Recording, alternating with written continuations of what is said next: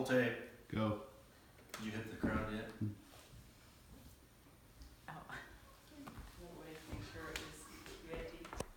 Are you aware that 5 large corporations with 2018 revenues of $814 billion receive tax subsidies from the American taxpayer? And those subsidies in the form of tax transfer payments or tax credits go disproportionately to the wealthiest Americans. Americans receive up to $7,500 in tax credits to make a purchase so they can buy a status symbol. Electric vehicle tax credits amount to a wealth transfer from the poor to the rich.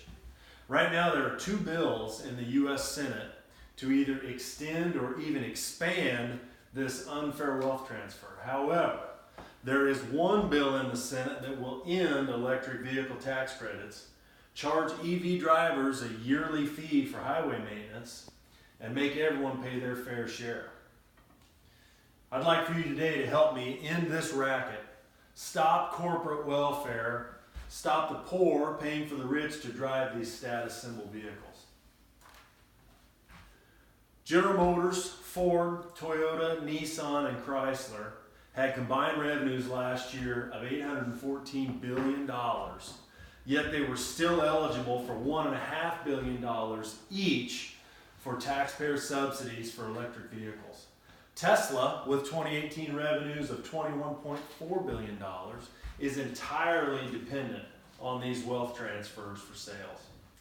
These tax credits lower the purchase price of these electric vehicles to spur sales and obscure the true cost of these vehicles to the consumer. The wealthiest among us take disproportionate advantage of these tax credits. As you can see on the slide, according to the Congressional Research Service, 78% of these tax credits go to Americans with adjusted gross incomes of over $100,000 a year, though they only make up 17% of all American taxpayers. 7% of these tax credits went to people with over $1 million in annual income. According to the Joint Committee on Taxation, estimates are that this will cost the Treasury $7.5 billion in foregone revenue between 2018 and 2020. Not only do wealthy consumers get a tax credit to buy an electric vehicle, but they drive these electric vehicles on the highway and don't pay any money for infrastructure improvements. When you and I drive gas and diesel vehicles, we pay a motor fuel tax for every gallon of gasoline or diesel fuel, and that goes into the Highway Trust Fund to help repair roads and bridges. EV drivers get tax credits from the rest of us. They drive these electric vehicles on our roads but don't pay anything for maintenance. Also, according to the Treasury Inspector General for Tax Administration, in an eloquently titled paper, millions of dollars in potentially erroneous qualified plug-in electric drive motor vehicle credits continue to be claimed using ineligible vehicles. In this report, TIGTA quotes, "The IRS does not have sufficient processes to identify erroneous claims for the plug-in credit." This report, they identified 16,510 taxpayers that received $74 million in tax credits for unqualified vehicles. So the government does a poor job of regulating who these credits go to. So there are 2 bills in the Senate that would either extend or expand these EV credits for this vanity wealth transfer. The Electric Cars Act would make these credits limitless by repealing all caps, so an unlimited amount of money would flow from the American taxpayer to these manufacturers and subsidies. The Driving America Forward Act, which happens to be co-sponsored by Tennessee Senator Lamar Alexander, would raise these caps to $2.8 billion per year per manufacturer.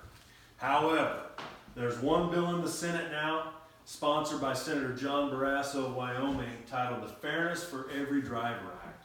The Fairness for Every Driver Act will end these tax credits and levy a yearly fee on all electric vehicle drivers that will go into the Highway Trust Fund. So how can you do this?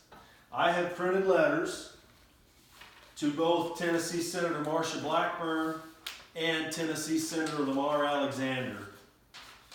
In these letters, I asked them to stop all support for the Electric Cars Act and the Driving America Forward Act, and implore them to support the Fairness for Every Driver Act. So you can pick up a letter, sign your name, place it in these pre-addressed stamped envelopes, and help me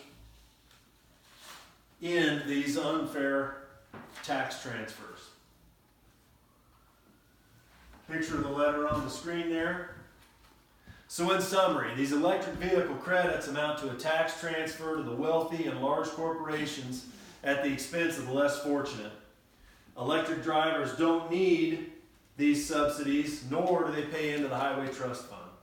So help me by sending a letter to our senators to end this needless wealth transfer and make automobile ownership fair for all Americans. Thank you.